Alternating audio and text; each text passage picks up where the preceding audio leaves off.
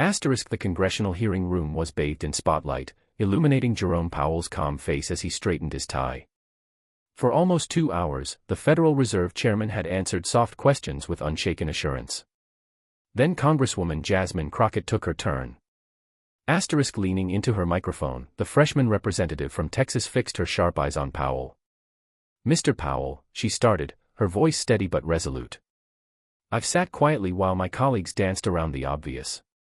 Today I have one straightforward question about your Federal Reserve's $6 trillion decision that made zero sense, a question nobody else has had the courage to ask." A shadow of discomfort crossed Powell's face. The room fell quiet. Staffers glanced up from their screens, reporters edged forward. Crockett had come ready, carrying thick stacks of documents almost no one else had bothered to read. For weeks she had pored over little-known Federal Reserve data and buried economic reports. Mr. Powell, she went on, raising a highlighted page. "These documents prove the Federal Reserve's policy wasn't merely flawed, it was catastrophically mistaken, and I believe today you will finally admit that in front of the American people." Powell shifted his microphone, tension showed in his shoulders. He hadn't anticipated this kind of push, certainly not from a first-term Congresswoman. Yet Jasmine Crockett was hardly typical. A battle-tested civil rights attorney famous for defeating powerful institutions, she brought a different energy. Anticipation crackled through the room. This was no longer a standard hearing, it was turning into a watershed moment for the financial elite. Voiceover in one paragraph. Before we dive deeper into this historic confrontation, please hit the like button and subscribe to stay updated with sharp political breakdowns and breaking news. Now, let's watch how Jasmine Crockett took on one of the most powerful men in American finance. Jerome Powell sat at the witness table radiating decades of entrenched authority. At 71, the former investment banker and sitting Fed chairman exuded calm command. His charcoal suit and plain tie matched the gravity expected of the person steering America's money supply. Powell had glided through congressional grillings for years, using careful phrasing and technical jargon to neutralize criticism. Earlier he had declared with unshaken authority, the Federal Reserve remains fully committed to price stability and maximum employment. Our actions have steered the economy through unprecedented turmoil. Financial reporters nodded along, typing up notes on yet another routine session. On Wall Street, executives watched without worry, confident their interests were protected. In 6 years as chair, Powell had won admiration from both parties by delivering long explanations and stressing the Fed's independence to dodge hard questions. Across the room sat 43-year-old Congresswoman Jasmine Crockett, representing Texas's 30th district. Though new to Congress, she had quickly earned notice for meticulous preparation and zero tolerance for evasive answers. Before politics, she was a respected civil rights lawyer celebrated for courtroom tenacity and bravery. "I'm not here for theater," she had told her staff the previous night while combing through financial reports until the early hours. "I'm here because regular Americans are hurting while economists argue theories. Somebody has to make the Fed answer." The stakes were immense. Inflation had hammered families for years, groceries up 25%, homes out of reach, wages falling behind. The rich shielded their wealth while working people got crushed. Recent research indicated the Federal Reserve's $6 trillion, 0 cents policy had worsened inequality without achieving its goals. In her office, Crockett had spent weeks tearing apart those studies, determined to force clarity on an issue that touched millions. Letters from constituents were pinned to her wall: a retired teacher who couldn't afford medicine, a young couple priced out of homeownership, small business owners drowning in higher costs. These are the people who deserve real answers, she reminded her team. As Powell wrapped up another vague reply to a colleague, Crockett quietly reviewed her notes. Unlike most members who showed up with staff-written talking points, she had personally dug into Fed data for weeks, consulted independent economists, and pinpointed contradictions in Powell's earlier testimony. The gentlewoman from Texas is recognized for 5 minutes, the committee chair announced. Powell took a relaxed sip of water, unaware that Crockett had unearthed what even seasoned financial journalists missed: internal Fed reports forecasting the exact damage their policies would cause, reports that were simply ignored. Thank you, Mr. Chairman, Crockett began, her voice clear and steady across the chamber. "Mr. Powell, I want to focus on one specific thing today: the Federal Reserve's $6 trillion market intervention from 2020 to 2022. Powell gave a small nod, expecting the usual questions about inflation or rates. Asterisk, would you agree, Crockett continued, that the Federal Reserve's primary mandate is price stability and maximum employment? Yes, Congresswoman, that is correct, Powell answered, looking comfortable again. Crockett tapped her tablet. A chart appeared on the big chamber screens. Asterisk, this chart displays the Fed's balance sheet exploding to nearly $9 trillion, an unprecedented level of intervention, correct? These were unprecedented times requiring bold action, Powell replied smoothly. About those models, Crockett cut in, handing a document to her aide who walked it straight to Powell. Asterisk, this is an internal Federal Reserve memo from March 2021, marked confidential but obtained by my office 6 months ago through FOIA. Your own economic advisors warned clearly that continuing asset purchases at that pace would likely produce sustained inflation well above your 2% target. Yet the purchases went on for another full year. Can you explain that? Asterisk whispers swept the room. Powell glanced at the page, his face tightening. Congresswoman, policy involves balancing many factors. At the time we judged the risk of doing too little outweighed the risk of doing too much. So you were aware of the inflation risk, Crockett pushed. Asterisk, we recognized uncertainties, yes, but Mr. Powell, she interrupted, signaling her aide again. Another document flashed on screen. Here's the transcript of your closed-door meeting with major bank CEOs in April 2021 where you said, and I quote, inflation concerns are likely transitory and will normalize within quarters, not years. Did you actually believe that when you said it? Asterisk tension thickened. Powell's sworn testimony now had to square with his private remarks. At that moment, yes, based on the data available, he replied. Crockett gave a slight nod, expression unchanged. Let's see what your own researchers were telling you. Asterisk she displayed another report. This analysis from the San Francisco Fed, presented to the FOMC in February 2021, before your CEO meeting, explicitly warned that supply chain disruptions plus excess liquidity would produce structural inflation resistant to normal tools. Powell kept his composure, but his fingers tightened around his pen. Asterisk, Congresswoman, forecasting is imprecise. Different models produce different conclusions. I understand forecasting is hard, Crockett answered evenly, but I'm not asking about forecasts. I'm asking why warnings from your own experts were disregarded after the data already contradicted your public claims. Asterisk the chair glanced at the clock. The gentlewoman has 2 minutes. Crockett lifted a thicker stack. Mr. Powell, I have minutes from 5 straight FOMC meetings where staff economists showed ongoing asset purchases were inflating bubbles without boosting employment, yet the committee kept voting to continue. My simple question, why did the Fed ignore its own research? Asterisk Powell's jaw firmed. Congresswoman, monetary policy demands weighing complex variables. We made the best decisions with the information we had. The information you had included explicit warnings from your economists, Crockett shot back, which you chose to overlook. Asterisk she flipped another page. Now let's talk distributional effects. Your research division published this paper showing the policies disproportionately helped the richest 10% while giving almost nothing to working families. Was that an acceptable result? Silence blanketed the room. Asterisk reporters typed furiously, members from both sides leaned forward. The Federal Reserve does not target distributional outcomes, Powell said, voice tightening. Our mandate is overall stability.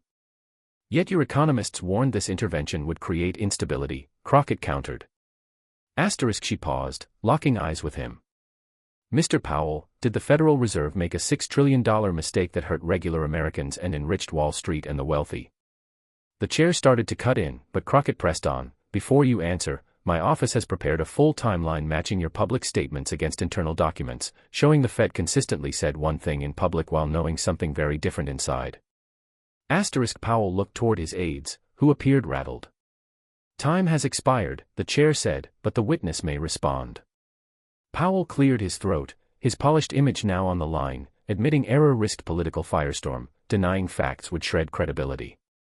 Asterisk, Congresswoman Crockett, he started, voice less steady, monetary policy involves tough trade-offs, that's not what I asked, Mr. Powell, she cut in even though her time was up. Did the Fed make a $6 trillion mistake? Yes or no?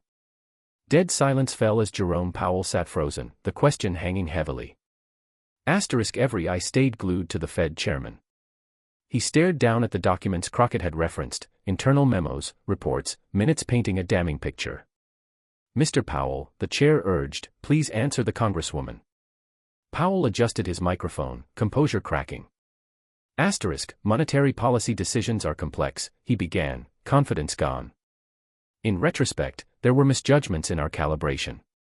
Crockett leaned in. Misjudgments, Mr. Powell. Your own economists warned repeatedly about the consequences. These weren't misjudgments, they were ignored warnings. Asterisk she raised another memo. This July 2021 note from your research staff states, and I quote, continuing asset purchases at current levels risks inflation requiring aggressive tightening later. Your team predicted exactly what happened. Powell's face hardened. His aides offered no help, the evidence glowed on the screens. Asterisk Congresswoman, he said at last, with the benefit of hindsight, yes, the scale of our intervention went beyond what was required. A ripple of murmurs swept the chamber. Crockett didn't let up. So you admit the $6 trillion intervention was excessive? Powell drew a long breath. Asterisk, the magnitude of our response, yes, it was excessive relative to what proved necessary. Shock waves rolled through the room, reporters hammered keyboards, members gaped at the extraordinary concession. Crockett kept going. And this excessive $6 trillion, who exactly benefited? Asterisk, our policies aim to support the whole economy, Powell said, grasping for footing. That's not what your own research shows, she replied, cueing another document. This Fed study finds 72% of the gains from asset purchases flowed to the top 5% of wealth holders while inflation hammered lower-income families. Is that accurate? Asterisk Powell swallowed. That analysis does show distributional effects that were not intended. Not intended, Crockett repeated, yet your economists forecasted it before you extended the program another year. Powell's tone edged sharper. Congresswoman, we faced unprecedented conditions. Asterisk, Mr. Powell, she cut in, calm but unrelenting, Americans don't want excuses. They want to know why the institution charged with economic stability delivered the worst inflation in 40 years while the wealthy profited most. She opened another folder. Asterisk, your San Francisco Fed published research showing your policies drove home prices 23% higher than they otherwise would have, pricing an entire generation out of homeownership. Was that part of your mandate? Powell's mask slipped. No, Congresswoman, it was not, he conceded, voice strained. Asterisk, and yes, with the information we now have, the scale of our intervention was a mistake. Gasps filled the room. Jerome Powell, the unflappable Fed chair who never admitted major error, had just acknowledged a $6 trillion blunder under relentless questioning. Asterisk, to be perfectly clear, Crockett said into the stunned hush, you're acknowledging the Federal Reserve made a $6 trillion mistake that fueled inflation, widened inequality, and mainly enriched financial elites. Powell briefly closed his eyes. When he opened them, resignation colored his voice. Asterisk, the data indicates our response was excessive and produced unintended consequences that have hurt many Americans. Yes. The chamber exploded, lawmakers talking over each other, reporters sprinting to file stories. The chair banged the gavel for order amid chaos. Asterisk Crockett and Powell shared a steady look. She had achieved what few thought possible, forcing the Fed chairman to admit a historic failure that touched every household. Order. Order, the chair shouted, gavel pounding until silence returned. We'll take a 15-minute recess. Asterisk as members gathered papers and aides whispered frantically, cameras caught the stark image, Jerome Powell pale, hands trembling while collecting notes, and Congresswoman Jasmine Crockett serene, calmly organizing her files. America's most powerful financial figure had just confessed to a $6 trillion error, exposed by a first-term Texas representative armed with rigorous research and fearless determination. Asterisk minutes after the bombshell, global markets lurched. The Dow plunged 450 points in under an hour, trading desks flashing red. Bitcoin surged 8% as capital fled traditional assets. CNBC broke in, Fed Chair Powell admits $6 trillion policy mistake. Asterisk in the congressional hallways, reporters mobbed Crockett. Congresswoman, what sparked your dive into Fed records? Are you demanding Powell resign? How long did you prepare? She raised a hand. Today wasn't about headlines or drama. It was about accountability. For 3 years Americans were told inflation was unavoidable. Today we learned the Fed had clear warnings and ignored them. Asterisk phones rang off the hook across Washington. Treasury convened emergency talks, the White House economic team huddled, party leaders scrambled messaging. When the hearing resumed, Powell looked shaken, his aide's damage control had failed, the words were out. Asterisk newly armed with Crockett's documents, other members piled on. A senior Republican, if your economists warned about inflation, why did you keep calling it transitory? A Democrat, how can Americans trust the Fed after it disregarded its own experts? Asterisk financial TV split screens between the grilling and crashing markets. Ex-Fed officials expressed shock on air. In 30 years covering the Fed, one said on Bloomberg, I've never seen a chair concede an error this large. The fallout will be enormous. Asterisk by evening, hashtag 6 trillion mistake and hashtag Crockett exposes Fed trended nationwide. Viral clips racked up tens of millions of views. The next morning headline screamed, Wall Street Journal, Powell admits Fed's $6 trillion misstep, New York Times, Fed chair concedes major policy error, markets tank, Washington Post, how Representative Crockett cornered America's top financial official. Asterisk on CNBC's Squawk Box, analysts dissected the damage. The Fed's credibility is wounded, one said. Powell basically admitted they overrode their own analysis to keep enriching markets while delivering decades-high inflation. Asterisk back in Dallas, Crockett held a virtual town hall with record turnout. Yesterday wasn't just about interest rates, she told constituents. It was about who our economy really serves. Working Americans have been told to trust institutions that haven't earned it.